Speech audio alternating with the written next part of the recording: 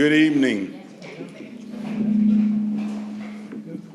and welcome to our parent university this evening. We have an excellent program for you.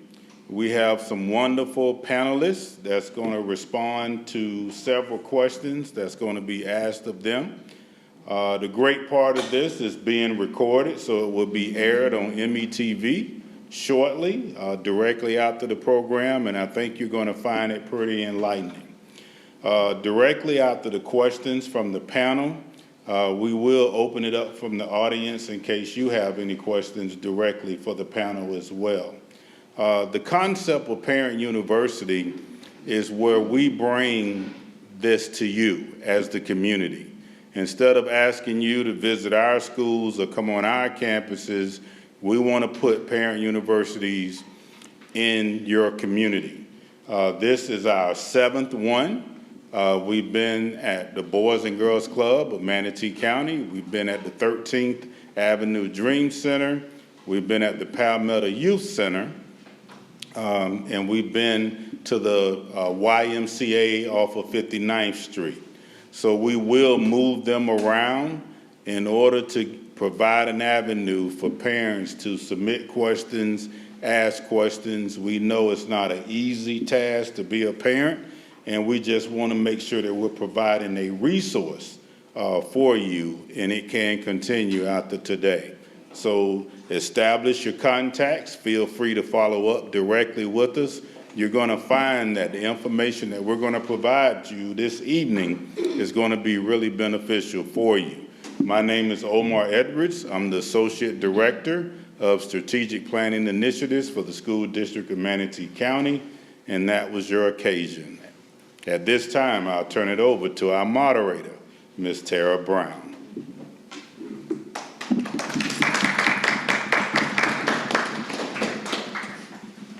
Good evening. As Mr. Edwards said, my name is Tara Brown, and I'm Assistant Director of Professional Learning for the School District of Manatee County.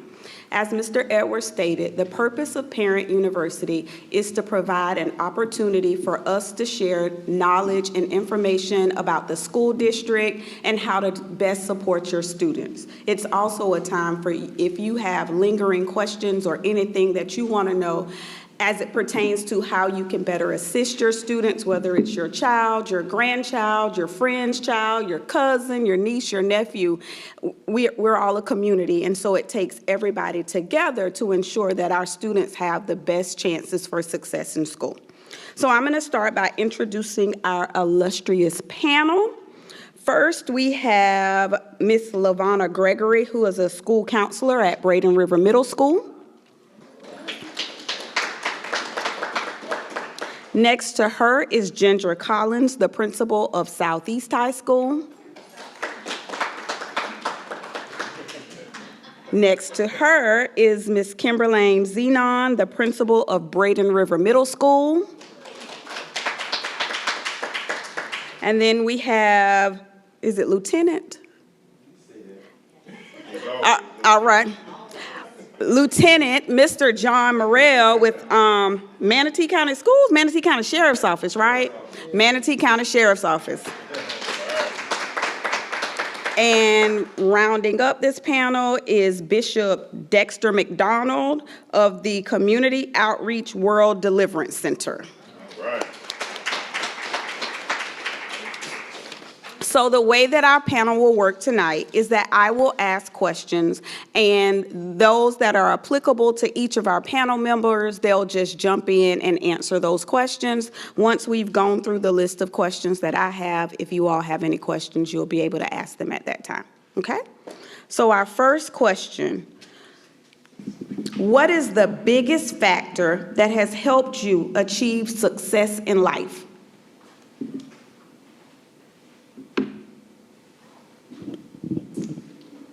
I think I'll be the first to go. So thank you all for being here. We appreciate the time and want to give you as much information as possible so students can be successful.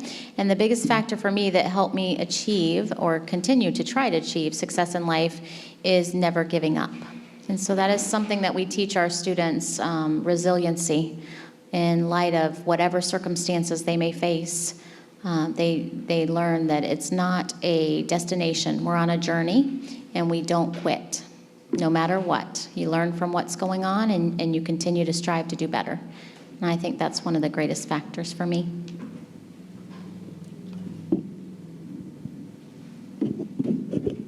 I just want to chime in.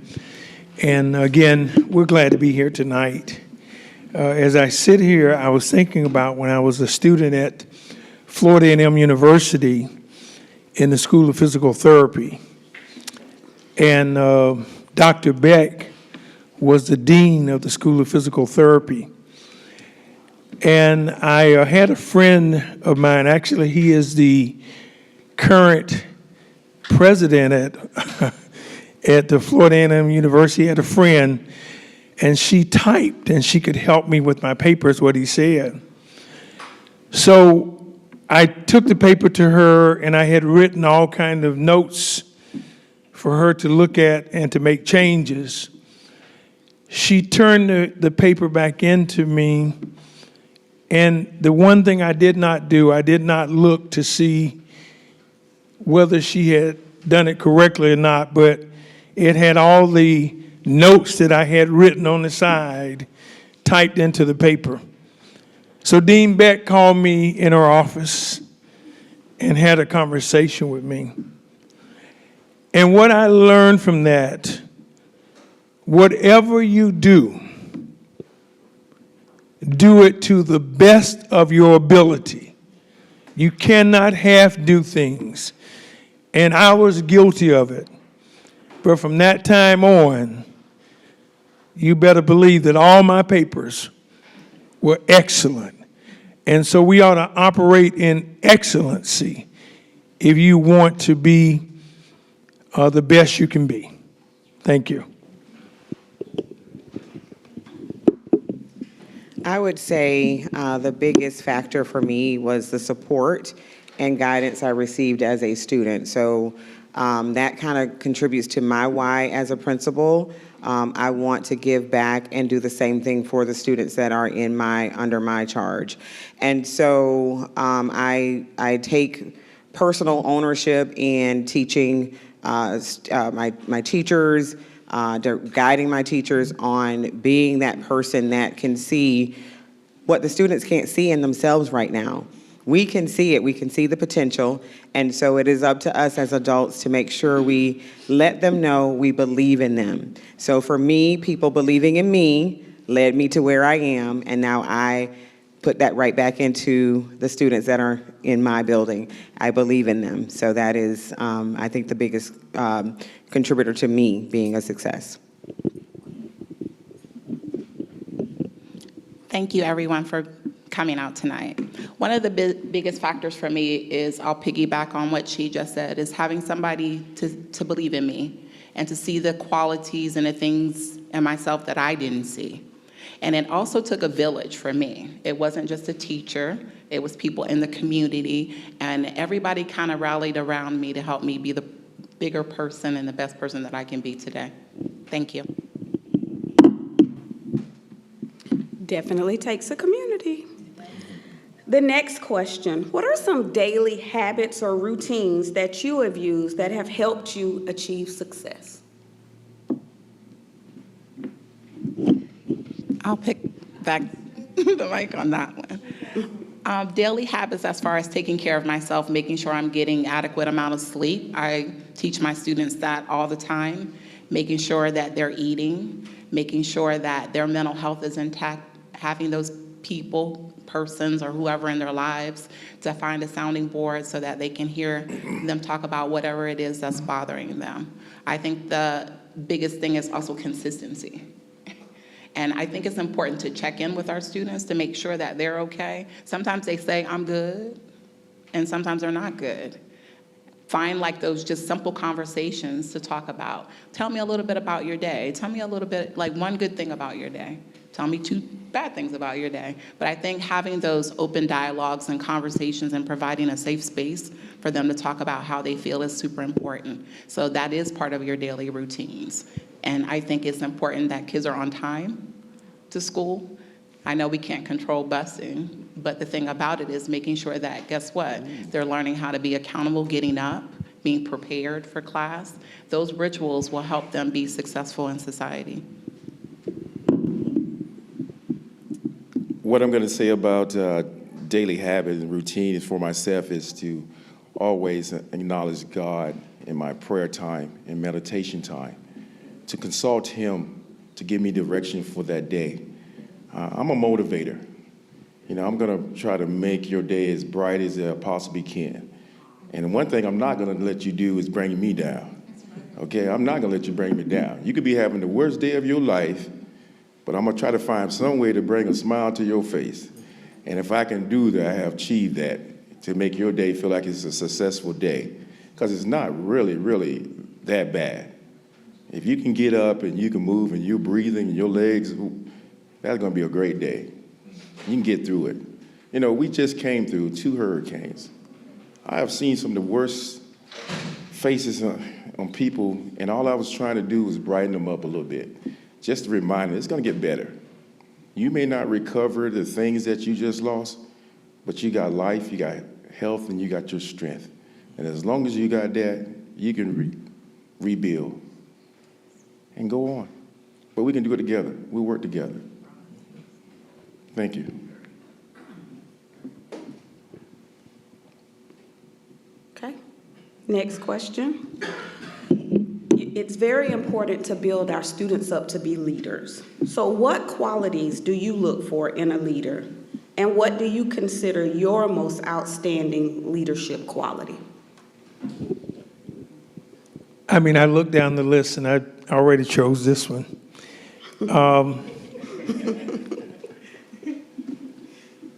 I really think that people are born leaders, but it has to be developed.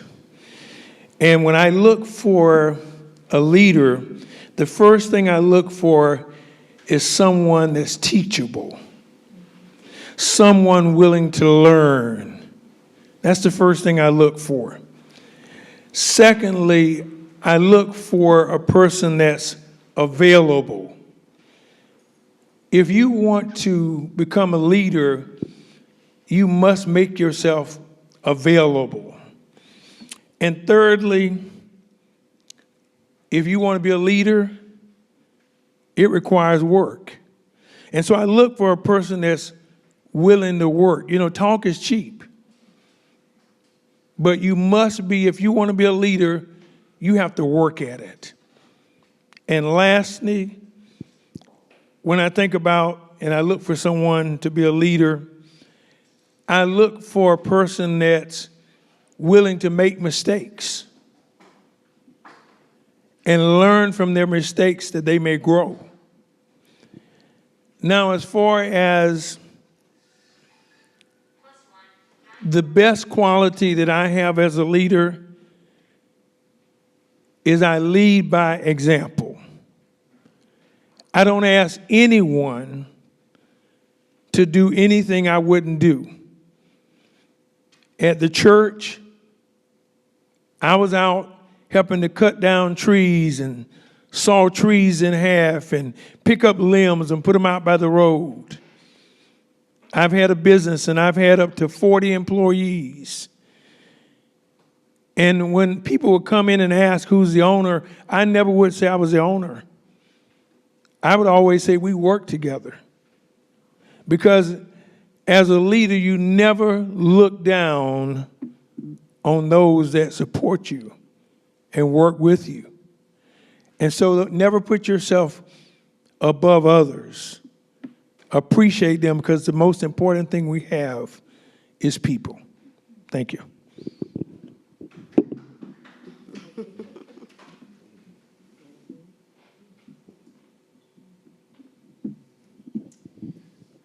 I would say that if you're the only horse in the race, it's not a race.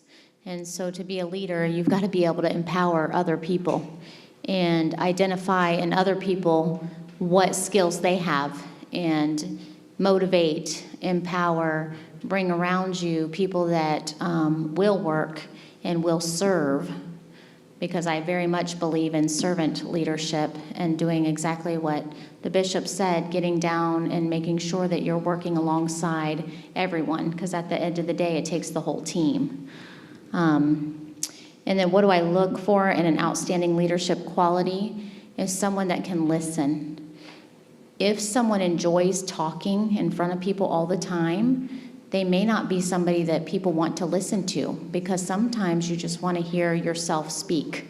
And so I look for people that can listen. That's very important, to be able to listen and digest what someone else needs, what someone else is thinking, to share ideas and be able to absolutely pay attention, because that's what people need. They need someone that's going to listen, work with them, empower them, and help them grow so that we can, together as a team, be successful.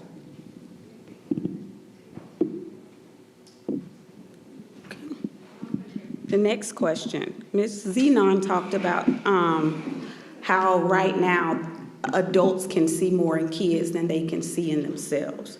So how do you motivate a person that you see leadership qualities in when they don't recognize the quality in themselves?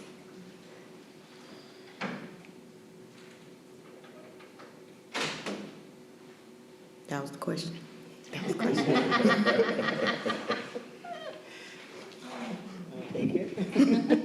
For me, it is just basically creating the opportunities for those people, adults in the building, especially that I see leadership in, because my goal as a leader is to make sure that there are people that in the position when I'm no longer in the position. So we want to build capacity within our buildings, and so creating those opportunities for leadership, whether it be committees or projects or what have you. And then just having those conversations and mentoring and all of that. For students, on the other hand, with middle school, I can say creating those opportunities for them to find their interest level and then get involved and want to make a difference in school. So for our school, we have all kinds of clubs and opportunities for kids to get involved in, and you really start to see them shine when they're connecting with something that they're truly interested in. And then from there, we just build upon it, and you first of all, when you give them an opportunity, you'll see them start to shine, and they'll just take over. So that's kind of how we build that with that capacity within our students as well. Can I share this story? I'm sorry, I'm not hogging the mic either. But I remember we had a young man, we had a after-school tutorial program, and we had about 40 students in our program. And this young boy lived right across the street from the church where we were at that time. And he was going to Manatee Elementary, which was right behind the church. And he was reaping havoc at that school. He was in the dean's office every week. He was making F's and D's. And we had a program called the Bright Sky Reading Program. But the problem is that he would put up a front because he could not read and he had difficulty writing, so he put up a front. I think that one of the things that you have to do is you have to identify the environment that student is in. Identify the environment they're in and identify their learning style. That young man we began to work with him through our Bright Sky Reading Program. And believe it or not, he actually moved up 2 grade levels in reading in 1 year. And he went from being in the dean's office to receiving all the rewards they could give at that school. And right now, he's a college graduate, and he lives in Tampa. And so I think it's really important that you identify the environment that student is growing up in, because it has a lot of bearing on them. And also, you identified their learning style. How does this young man learn? And I'm so proud of him today. And it was just a wonderful story. I'm sorry I had to share that. Thank you. It's a good story. Thank you. Who has been a mentor or a role model for you and why? I'll start this one off.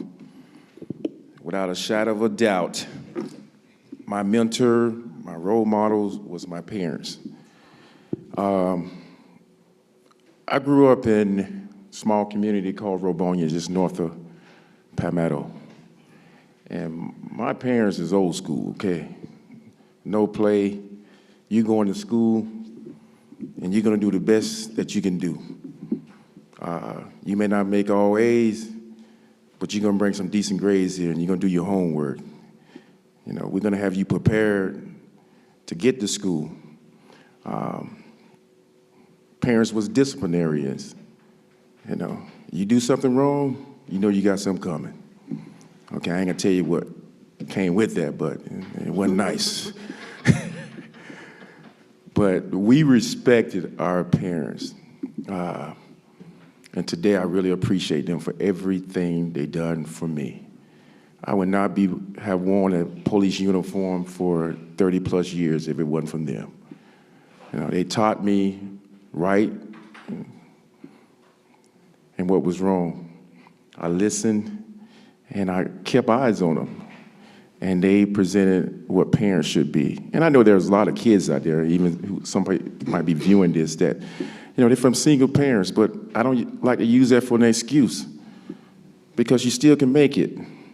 That should motivate you even more to even do better and not to live in, you know, maybe a mistake that maybe some your parents have made. You can correct it by doing the right thing. Come to school, have a vision, have a goal, and don't let anything stop you.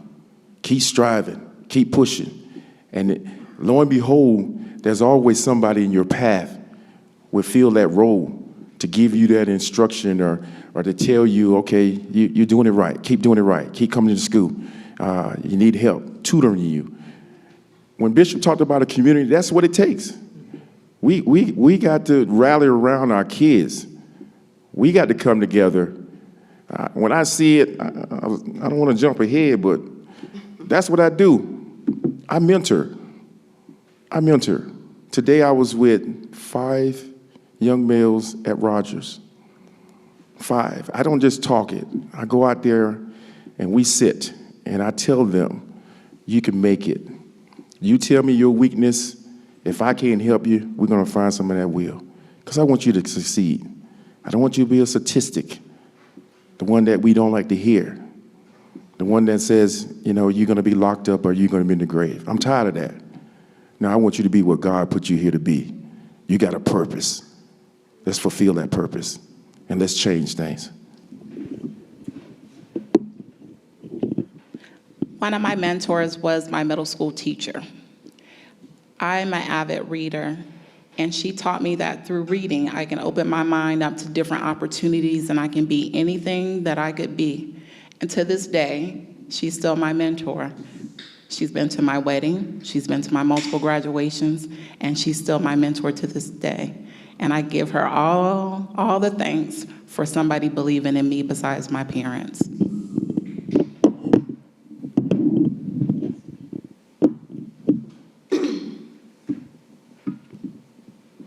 A lot of our panel talked about their parents being their role models. So the next question is, how were your parents influential in your success?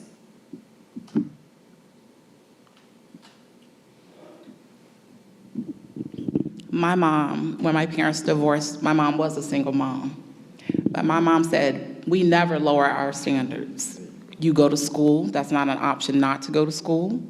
You do what you're supposed to do. And in our home, we kept God first, and you had to have some goals. So she said, don't bring me anything less than. So if she said, if I feel like you're an AB student, that's what you're going to bring me. You're not going to bring me a C. You're not going to bring me a D. So she had expectations, and she said one thing about it, and I teach my students today, we will never lower our expectations or standards. I'm not hogging the mic.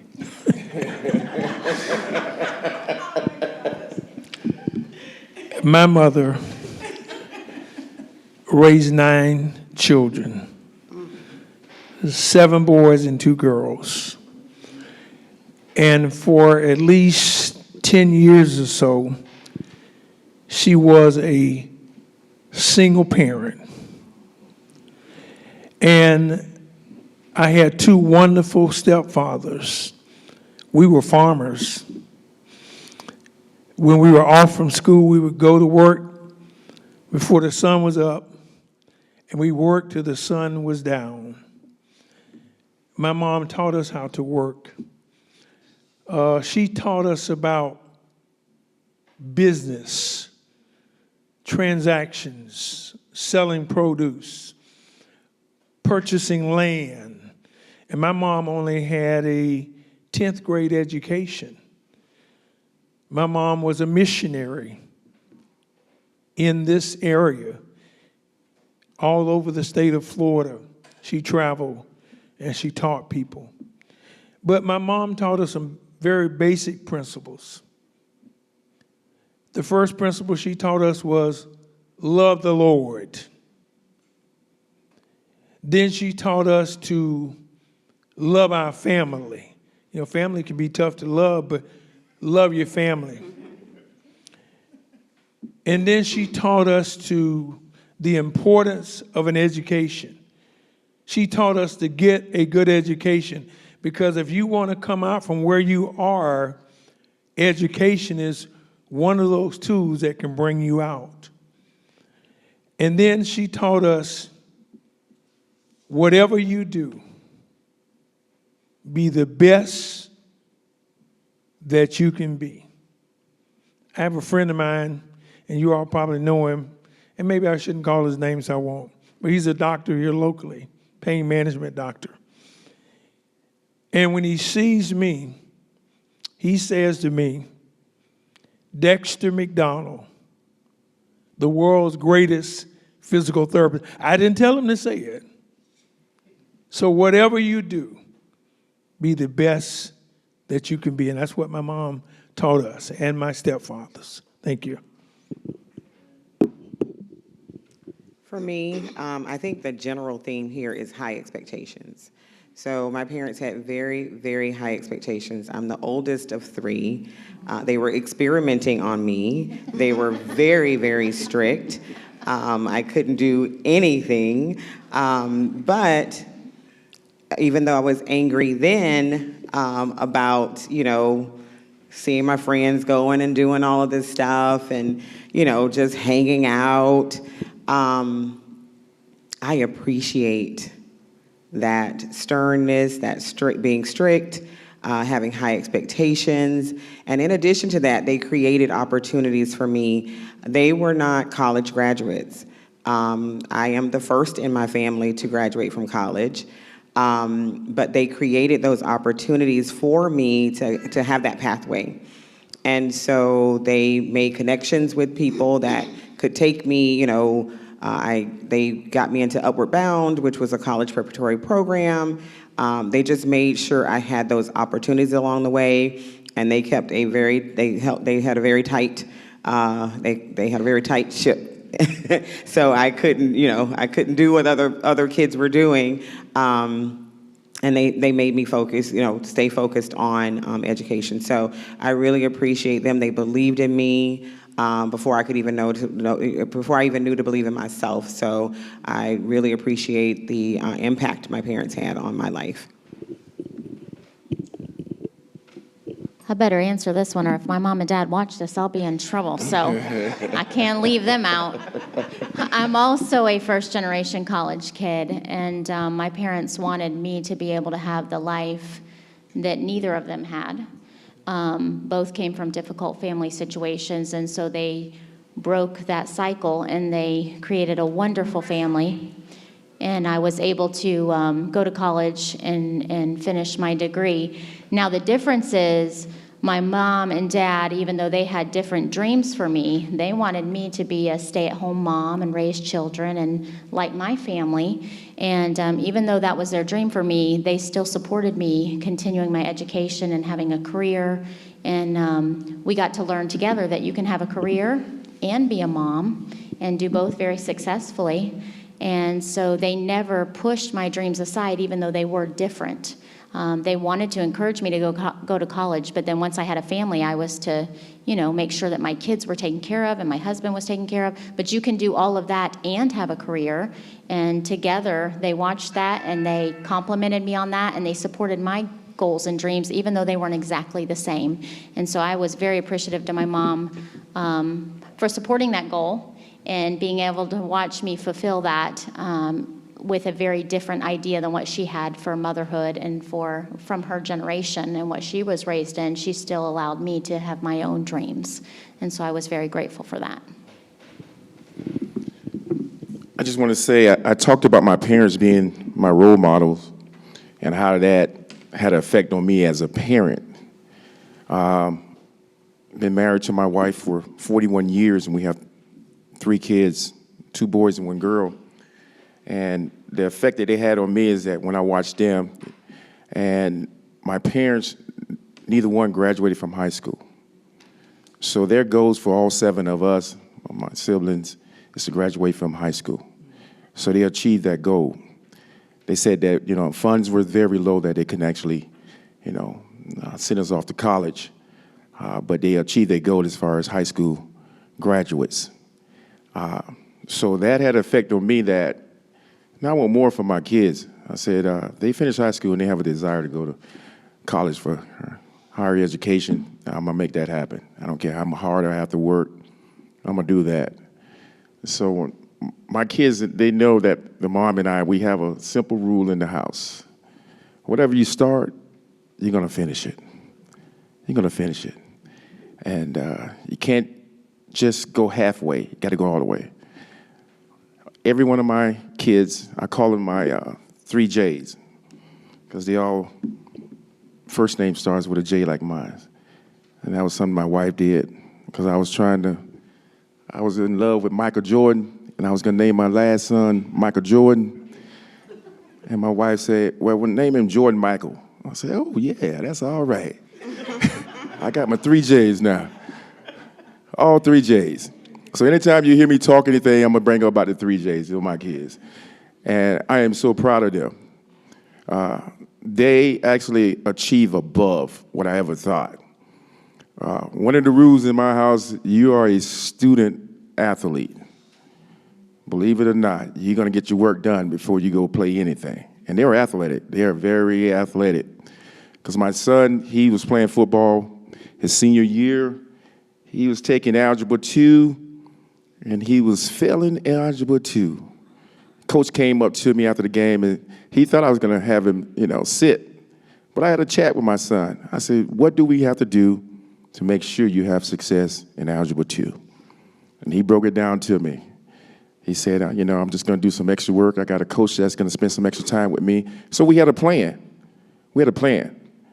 And he said, Dad, before it's over with, that grade is going to be what it's supposed to be.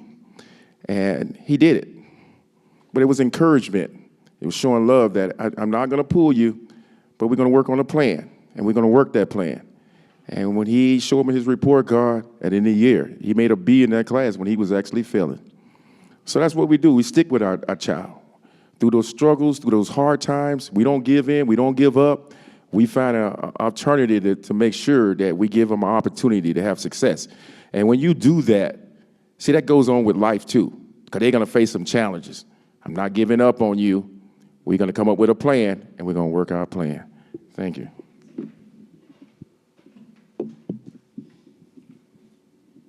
How has service and community involvement impacted you and helped your growth? Service and community involvement. I think through church, a lot of us have spoken about that, coming up through church, involved in the youth group, we were going to serve the community, whether it was ours, in-state, in-county, or out-of-state. I will never forget putting roofs on homes in Tennessee in the summer. And, it didn't matter how small you were or anything about how you wanted your hair to look or what you were going to wear. You were going to get on the roof and nail those shingles in. And I learned a lot through community service because I couldn't do it by myself.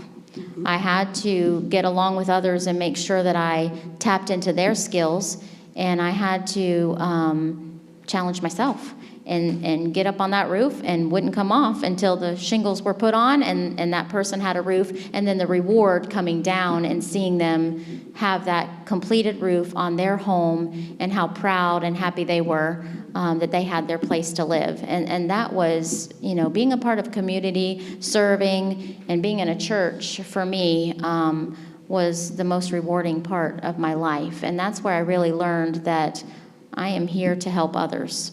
It's not about me. It's about making sure that I am of use to children, adults, community through service. It provides opportunities to remain humble and give back to what others put into us. So I'd like to continue to pay it forward.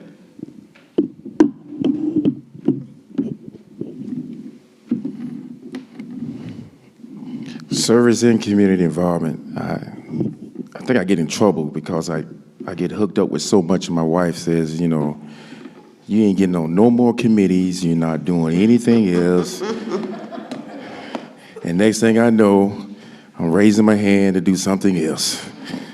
And then I got to go home and keep it quiet.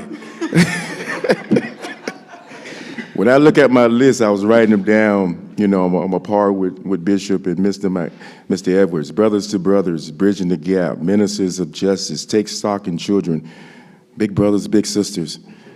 I just love serving. That's my passion. Serving for the Sheriff Department 30, almost 40 years, that's my passion. When there was a hurricane, I went in my neighborhood.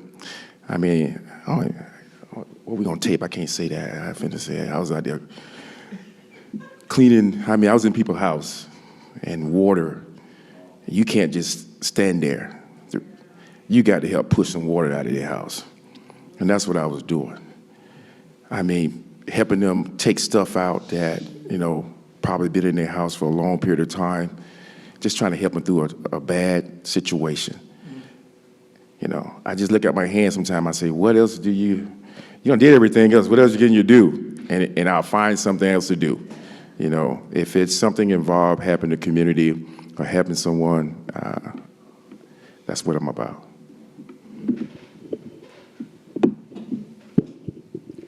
So community involvement and service for me means, like we've heard, selflessness. And I really want to look at it from another perspective.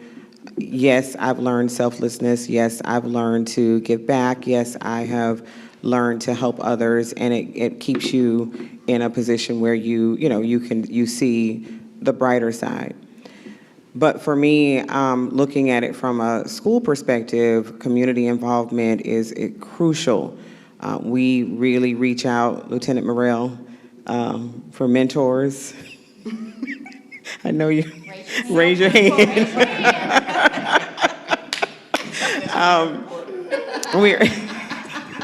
We're constantly looking for people to come into our school and help our students and pour into our students.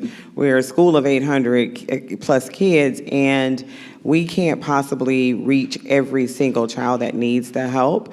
But when we start seeing students exhibiting those those signs of needing that support, we have, a list of people that will come in. And so I feel like that has a tremendous impact on our student achievement, on just basically getting them ready for society and making sure that they know that, there are people that can help. And then the other end of it is we have, like I talked about, all the leadership opportunities that we build within the school.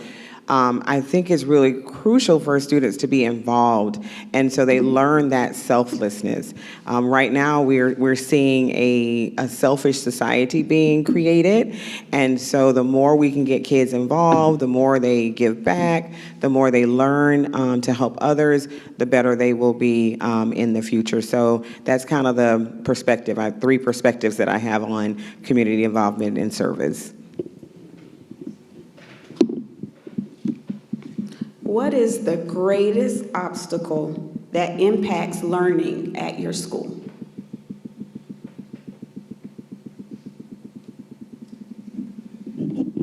No offense, but cell phones. Our kids are so tied to their cell phones that they cannot function in classes, really. They will walk out of class, they will do whatever they need to do in order to get a cell phone. And they're so tied to social media and thinking that they're going to miss something. But I think that's a huge impact that I see daily, where kids just cannot focus on what they need to focus on because they really were in that mindset of instant gratification. I need to know what's on Instagram, I need to know what's on TikTok, that they just cannot sit in a class, to be honest, and just focus. So for me, just observing that all day, that is a huge problem. And also parents are a part of the problem when it comes to that as well too. Because in my opinion, unless your kid is riding on a bus that gets home super late, or if you're walking to school, why do you need a cell phone? We have computers for kids to use it. So kids will tell their parents, oh, I need a cell phone. No, we have Chromebooks for that. So I think it's more so parents need to communicate a little bit more also with us to understand what the rules and expectations are at school. But technology is a big issue.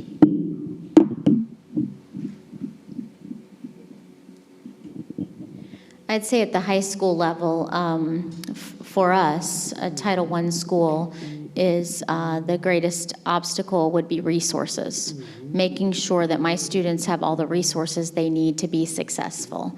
And I will give you one example. On Monday, we've partnered with Meals on Wheels and Food Bank of Manatee, and we are providing 4 pallets of food for the community, my students, and also my staff to come around and get some resources for their families. We talk about the hurricanes and the devastation that we've seen. This is the worst. I've lived here all my life, and this is the worst devastation I've ever seen in any storm, especially in small towns like Palmetto and Rabonia, and making sure that my students have resources. And when I say resources, I mean we feed our students breakfast, lunch, and we also feed them a dinner before they go home. And it is even a warm dinner. We don't just give them PB&Js.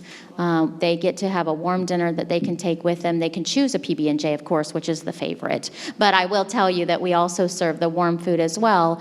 And then this Monday, we're doing our we're doing the pantry, which is open for families to come get a grocery bag and get groceries for the week. So making sure that my students, all of my students, have all the resources they need and that they're met so that they can come to school ready to learn. And not worried about the basic necessities in life that some of us take for granted. And with the storm, it did put all of us kind of in a different setting where some of us didn't have power and when we're used to power, and some of us, but then some families don't have power because the bills are too high. And there are choices that have to be made. So making sure that my students have access to resources, whatever it may be, just so that they can come to school ready to learn. I don't have a school, but I visit a lot of them. And one of the greatest obstacles that I'm not fearful of saying it, when I can see, and I'm quite sure the staff, the people there on that campus can identify that some of our students struggle in certain areas.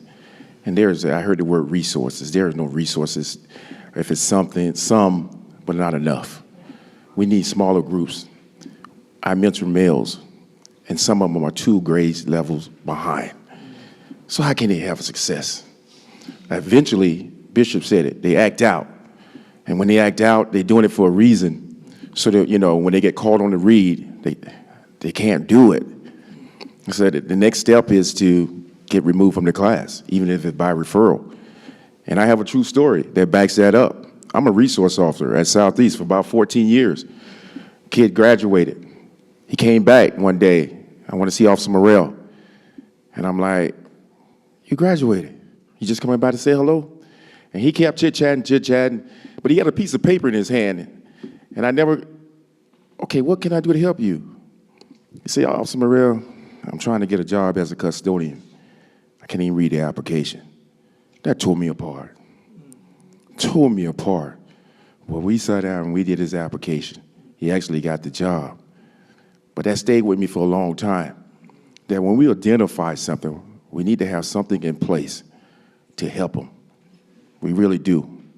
I mean, we may spend resources for other things, but when we can identify that we need to spend extra time and we can get the parents on board, that, hey, we need to do something for your child to get them as close as we can to grade level. I agree with everything I've heard up here, but I do want to stress the importance of attendance. I think there's a disconnect between the school and home as far as the importance of attendance in school. Students need to be in class in order to learn, and so the more they stay home, the further they get behind. Lieutenant Morrell talked about kids being 2 grade levels, sometimes 3 grade levels behind. If you look at the data, you can do, there's a correlation between grades, behavior, and attendance. If they're not there, they're not learning.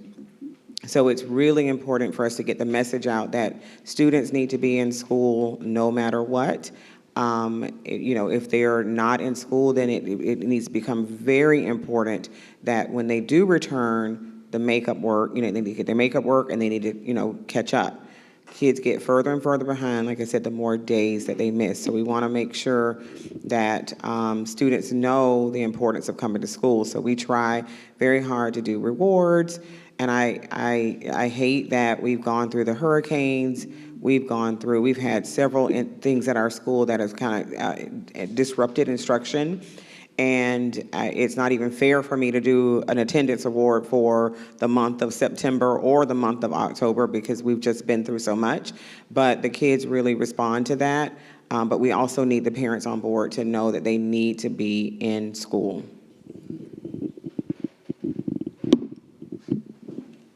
The final question, what is the most beneficial contribution that parents can make on your campus to support closing the achievement gap?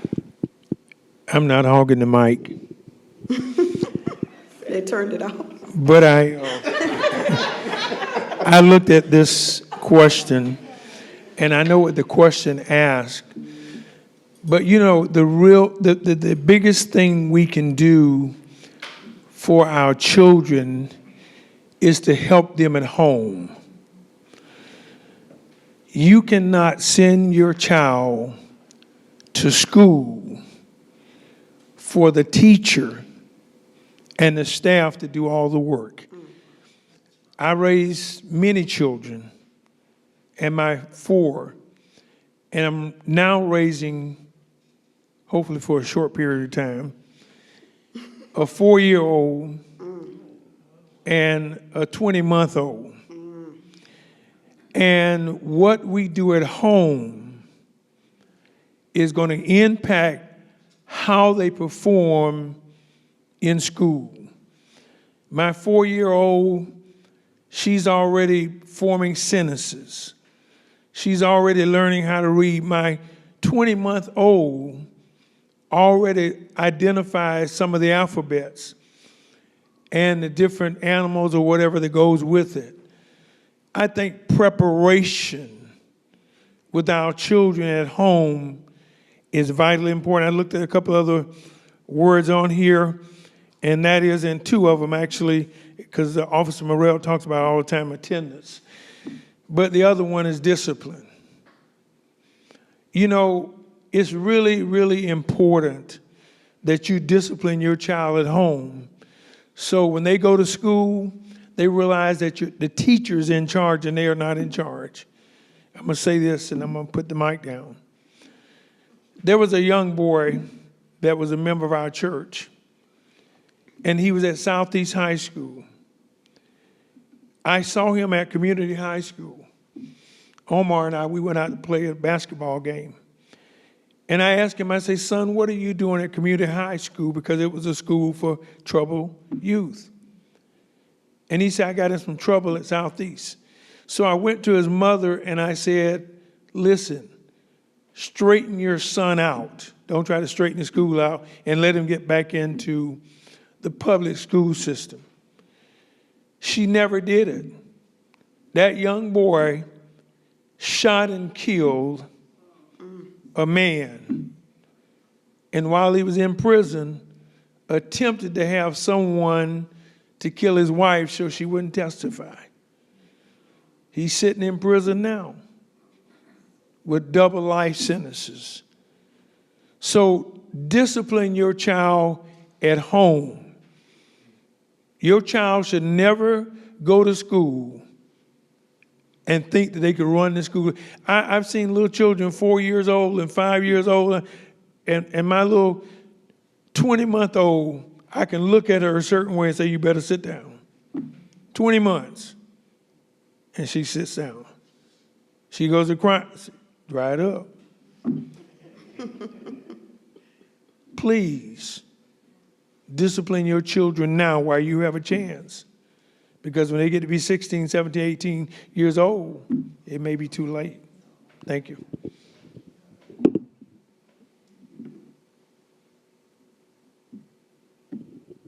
I definitely think the home to school connection has to be strengthened. Students, I can speak for middle school. Students come to school, they go to 7 classes with 7 different teachers, then they go home. If there's no connection between home and school, then there's potential learning loss. So when they get home, there should be an allotted time for studying. If they say they have no homework, don't believe them. They have homework. They can read. If they insist they have no homework, make them read for 20 or 30 minutes. Yes. Yes, I see her looking at her mom. Yes. They can read. They can study. We have completely lost study skills. All of that is just out the door. I have 6 grandkids. 2 of them are with me at Braden River Middle School, and I just watch, and if I don't say, put the phone down or put the computers away and get on your homework, they won't do it. Like their first instinct is to pick up a computer or pick up a phone or pick up something and they want to look at just going through these reels or whatever you call them, want to look at videos all the time.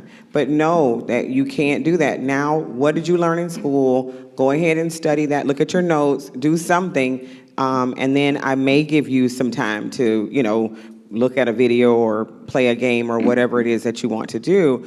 But we have to, as parents, we have to hold them accountable at home and make sure that connection is there. The other part of the connection is staying in contact with the teachers, making sure you know what's going on in the classrooms. When they come home and tell you something, their version of it, reach out to the teachers and make sure that is what actually happened. A lot of times they'll say something to you that is not completely true. And so it's just maybe excuse because they want to get on the video or whatever. It's like, oh no, we didn't do this. Oh no, the teacher never told me. Yeah, no, check in with the teachers. So I think having that connection with the teachers, with the administrators, with the counselors, making sure that you are a part of the process makes the learning better for your child, and they'll retain more, they'll do more, they'll want to achieve more, and then just making sure that like he said about the discipline part, When they're in trouble at school, then they also should be in trouble at home. There should be some type of consequence as well to make sure that they know not to ever do that again. I love the parents where all I have to do is, like he said, look at his 20-month-old. There are kids in the school I just have to look at. And they know that look means if you don't go and sit down, I'm going to call your parents. They don't want me to call their parents. And those are the parents that I love, the ones that are going to support the school, make sure their child is behaving like they're supposed to. Because what I started saying, and I lost my train of thought, if they come into the school and there is no connection between the teacher, the administrators, and home, they will do anything that they feel that they can do. And they know that no one's calling their parents. No one's going to say anything. I'm not going to face any consequences at home. And so they just continue to misbehave. They continue to fall behind, and it is not a good formula for them. But once we have that connection, if teachers aren't reaching out to you, reach out to the teachers. Make sure that you are connected with the school and you know what's going on at the school. I'll speak to the high school level because many of my students, they're young adults, and some of them don't live with parents. Some of them are out on their own, some live with friends, some live with family members, some live with guardians, and I have a couple group homes that come to Southeast High School. And so our biggest push for whoever is with that child, or if that child is alone, is to make sure that they learn how to ask questions and advocate for themselves, just in case they don't have that guardian, or they're 17 or 18 and they're pushing for themselves. So what we teach them is to ask questions. And then with some, I do see where parents will go on Facebook and ask questions, and I know that every qualified doctor and educator is on Facebook answering questions, but what I prefer is that those parents or guardians or whoever that may be ask the questions of the people that are involved in your child's life at the school, boots on the ground, day in, day out. Because it's one thing to get an opinion on social media, it is another thing to call the school and say, I'm hearing that this is what happened with homecoming. Can you give me the details? And then we would be happy to share that information. So really asking those questions, getting involved with the people that know those answers factually, firsthand, whether it would be the teacher in the classroom, the school counselor who has, at the high school level, the wealth of information, the college and career advisor, if it's a scholarship. Had a parent reach out to me, I don't know why my child didn't get the money deposited in their account. They're graduated, but they're still my student. And so look it up, and the child didn't complete their portion of the application.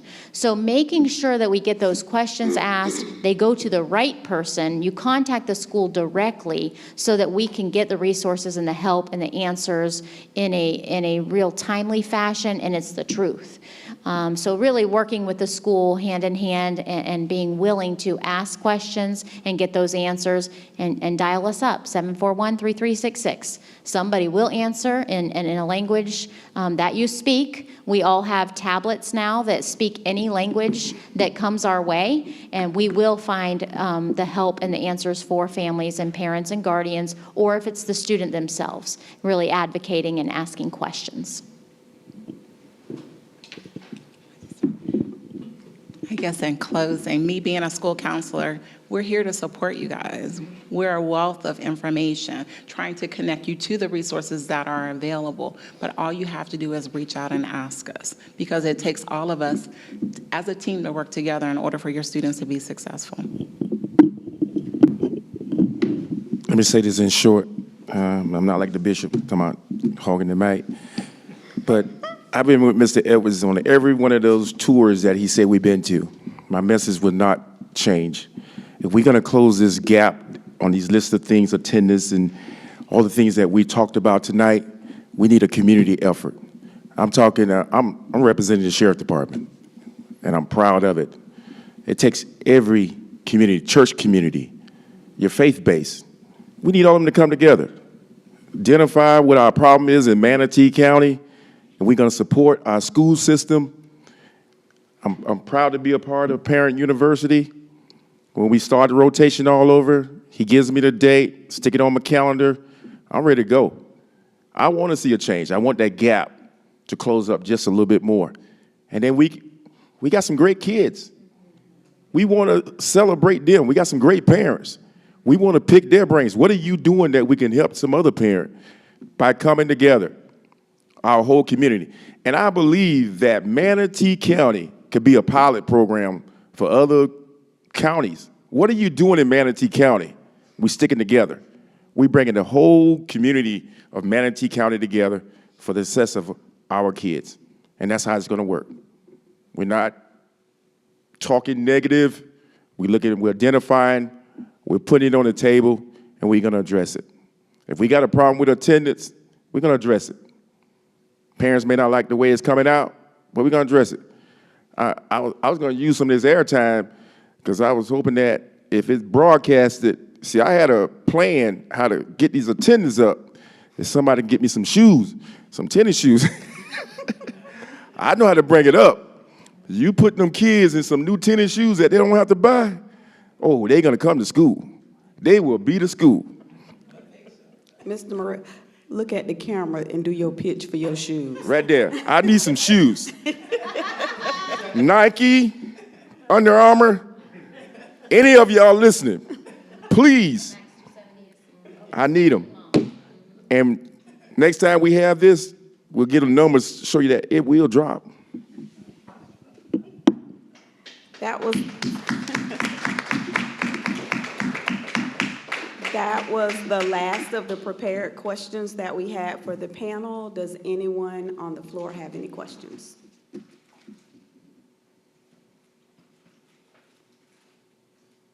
Okay, I'm turning it back over to you, Mr. Edwards.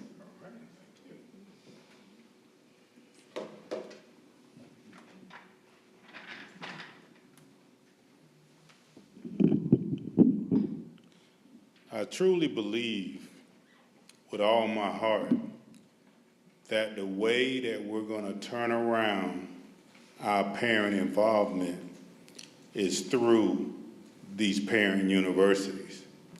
And we're going to keep doing them, whether we have 1 or 201, until we feel that we're making the impact that we need to make. And what always gives me a little encouragement, even if I had a single doubt, and I'm going to turn to the person that walked in the door that really gave us a burst of encouragement, because it don't take but one. And when we looked up, you were the first one to walk through the door. And that validated why we do what we do. Because when you're walking along the beach, and I know that you've heard this over and over again, you're walking along the beach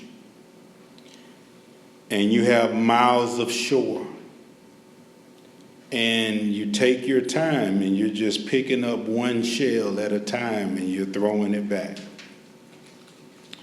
And you do another one. And then a guy may come up to you and say, Mr. Edwards, why are you wasting your time? You have 2 million shells in front of you. How are you going to make a difference? And it reminds me that you hold that shell high and they say, I don't know what happened to the ones in front of me, but this one is going back. And I'll make a difference in that one. And that's been my philosophy moving forward. This panel, most of them have been with me through the whole duration. Several times they answer the bell each time. We've been in situations where we've had 200 students and 3 parents. We've been in situations where we've had 3 parents. And the impact is still there. Because think about the difference that you can make now that you have the knowledge from the panel discussion. So I can't thank you enough for coming out this evening and giving us just a little bit of your time. And if you have additional questions, you can find us, after the session. but I just want to take time out now. Let's give you a round of applause.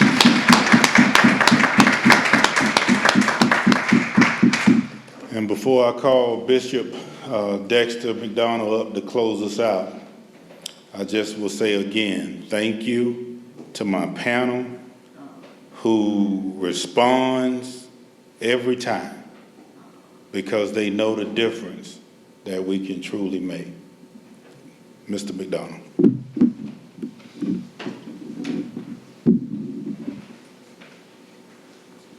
Thank you so much, Mr. Edwards, to the parents, to the youth that are here, to our panel. We can do it. It takes a village, but we can make a difference in Manatee County. As we close tonight, let's bow our heads. Eternal, gracious, and loving God, our Father, as we have met here tonight, we thank you for the lively discussion that has gone forth. We pray now that these words will not go out void, but that each of us can leave here and speak life into another parent, into a youth, into a teenager, into a young adult, and encourage them that they work toward it and trust God they can make it. Thank you for how you kept us and sustained us in the midst of the hurricanes. So, Father, as we leave this place tonight, but never your presence, we ask that you go with us and keep us. In Christ's name we pray. Amen and amen. Thank you.